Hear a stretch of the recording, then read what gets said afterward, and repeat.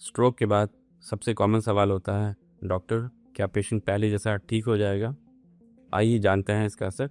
हाँ, recovery possible है, but her patient में एक अलग लेवल तक। स्ट्रोक के बाद की रिकवरी डिपेंड करती है स्ट्रोक के टाइप पर, स्ट्रोक के साइज पर, ब्रेन का कौन सा हिस्सा इन्वॉल्व हुआ है और ट्रीटमेंट कितनी जल्दी स्टार्ट हुआ है। शुरुआत के 3 महीने रिकवरी में सबसे ज़्यादा इम्पॉर्टेंट होते हैं, क्योंकि इस समय ब्रेन की प्लास्टिसिटी सबसे ज़्यादा होती है और ब्रेन नए कनेक्शंस बना सकता है। इस पीरियड में फिजियोथेरेपी, स्पीच थेरेपी और ऑक्यूपेशनल थेरेपी रिगरस और रेगुलर होनी चाहिए।